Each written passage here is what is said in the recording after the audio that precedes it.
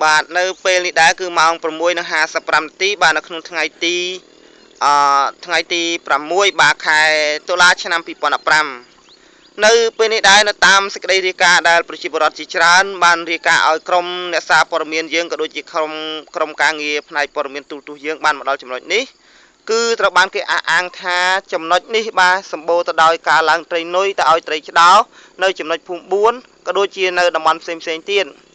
នៅក្នុងការចោះយកព័ត៌មានរបស់យើងនៅពេលនេះគឺយើងបានទទួលសេចក្តីរាយការណ៍របស់ប្រជាពលរដ្ឋជាច្រើនលើកច្រើនសារហើយប៉ុន្តែក្រុមការងារយើងមិនដែលបានចុះមកដល់ទីតាំងទេទើបតែនៅពេលនេះដែលក្រុមការងារយើងចុះមកដល់ទីតាំងដើម្បីចូលមកយកព័ត៌មានពិតដែលថាតើដូចទៅនឹងសេចក្តីរាយការណ៍របស់ប្រជាពលរដ្ឋដែរឬយ៉ាងណានៅពេលដែលក្រុមការងារយើងចុះមកដល់យើងឃើញថានៅចំណុចនេះគឺមាត់កំពង់គឺវាមានជាលក្ខណៈឡើងត្រីនុយដូចទៅតាមសេចក្តីរាយការណ៍ពិតប្រាកដមែន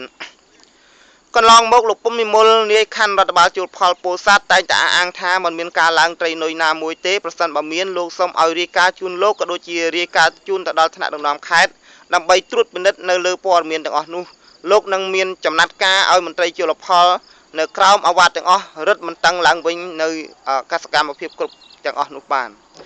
ប៉ុន្តែឥឡូវនេះក្រុមការងាររបស់ខ្ញុំបាទដែលចុះមកដល់ចំណុចនេះយើងឃើញថាវាមានលក្ខណៈដូចទៅនឹងសេចក្តីរាយការណ៍របស់ប្រជាពលរដ្ឋ